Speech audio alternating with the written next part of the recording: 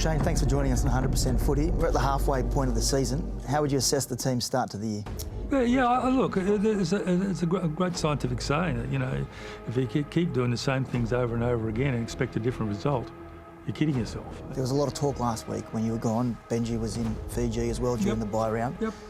Were you comfortable with that, with the way that all planned out? Of course it was. We discussed that months beforehand. That wasn't something we did overnight. I wish I'd had that approach to being a CEO in my younger days. It would, may have saved the marriage. You know, if I look back, one of my great friends in the world was Paul Green, and I know how much Paul put into his life for coaching, and I want to ensure that, coaches in the future ensure that they feel like they're getting value out of their life with their family as much as they are out of football. How do you keep Lachlan Galvin at this club? Well, he's got a contract. It's very simple. He's got 2 more years in a contract, and we intend to keep him to the contract. This club let players go away 7 years ago, and we've never recovered. I think Lachie can lead us to a premiership eventually. He signed with us for the next two more years, and he'll be with us for the next 2 more years. Is this being driven by Lachie or his management?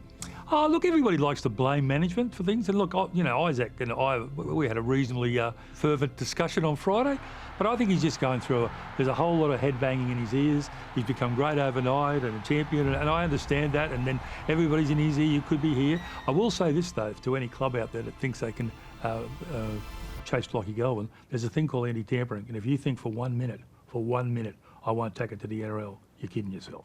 Talking about players you want to keep, Stefano. Yep. Tabled an offer to him. Yes. Roughly 5 years, $4 million from what we understand. That's what we're telling you.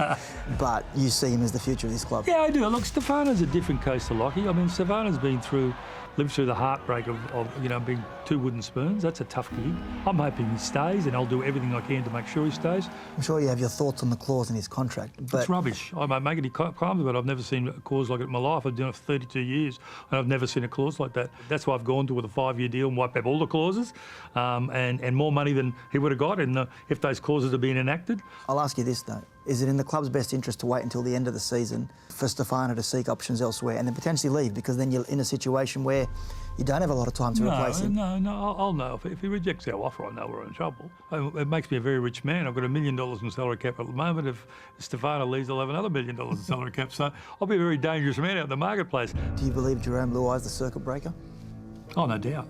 Are you kidding? Have you seen him play? I mean, look, couldn't play halfback. Won't lead him around. He's killed him in halfback. He's playing better at halfback than he did at 5'8". Man, he wants to be a leader on the field. He wants to lead players around. He's always been the same. Jarome Luai is a once-in-a-lifetime halfback. This club is so fortunate to have got him. Richard, thanks for joining us. Good luck for the rest of the year and in the next few years. Yeah, thanks, mate. Michael Chammas covering all of the big issues with Shane Richardson there after the Tigers slumped to their 9th loss in a row. That is their worst start to a season in the joint venture's history. Chammy, a number of issues there, but a few big calls. He said Jarome Luai is a once-in-a-lifetime halfback. Yeah, big call from Shane Richardson. I think Jarome Luai will be a wonderful signing, but there are a few things he needs to address before Jarome Luai even comes. But I think we've seen in the last couple of weeks how much Jarome has enjoyed being the main man in a football team. I spoke to him at Origin Camp, and he gave a great analogy around, as much as he loves Nathan, Nathan's always been Batman and he's been Robin, and he just wants to be Batman now, and his time will come next year. But before that, they need to figure out what they're going to do with Lachlan Galvin, because as of last Thursday, the manager's asked for a release. It's one of several release requests he's asked for over the last 6 months or so. It's going to be interesting. He's on near minimum wage this year, $250 next year, $350 the year after. Now, obviously, they signed him on a lot on potential. Could he earn more money elsewhere? Yeah, sure. But he signed that deal, and the Tigers, they're willing to give him an upgrade and extension, but they won't give him that upgrade for next year or this year unless he commits long term, and that's what the problem is at the moment. They're balking at a long term. They don't want to extend the deal at the moment. Yeah, Galvin's on.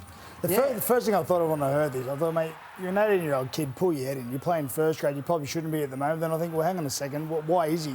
Because he's playing at the West Tigers.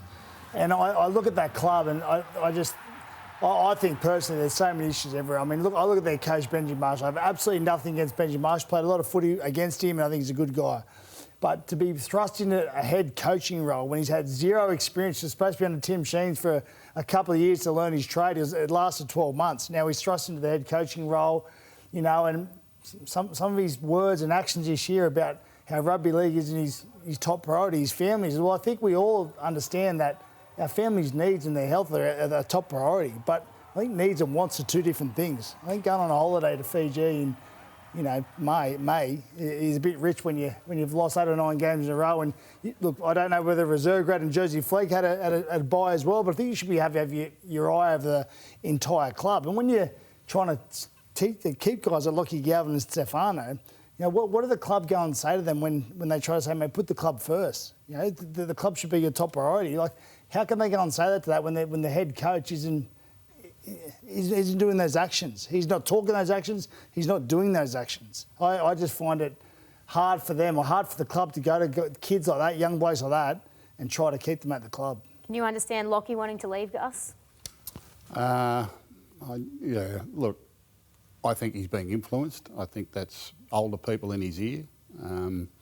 I've got no doubt that if he was playing with a stronger club, he wouldn't have been thrust into the NRL at this stage. He's obviously a young player of great talent, and he just needs to cool his heels a little bit and trust in the process. The problem is, however, Lachlan Galvin's not the only one. There's a lot of fellas that have been thrust into that Tigers team too early, simply because they're trying to give fans a taste of what the future might look like to stop all the criticism about the results that they're currently having.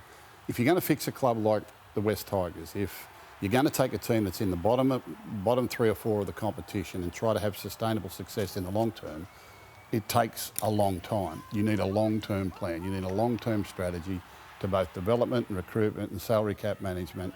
And the key thing is it takes a long time. The problem is everyone wants short-term results. Everyone wants to win this week. Yeah, we know it's a long-term plan, but can we just win this week? Can we just win a few games? Can we just get out of the wooden spoon position? Can we just do this and do that? Media don't wait, fans don't wait, sponsors don't wait, critics don't wait. You've got to have the toughness and courage to see it through. I think they've got the right man there in Shane Richardson because he'll take all the brickbats. But the problem is they've got to ignore the short term. They really do. I thought the plan with Tim Sheens was a solid one for Benji. I thought they gave up on that too early. I thought that Benji needed to be shielded from what we're experiencing now a bit longer if he's to make it as a head coach in the long term. That hasn't happened. He's been thrust in. So the club needs to protect him during that time. It'll happen eventually, but don't expect it to happen overnight. It won't happen overnight.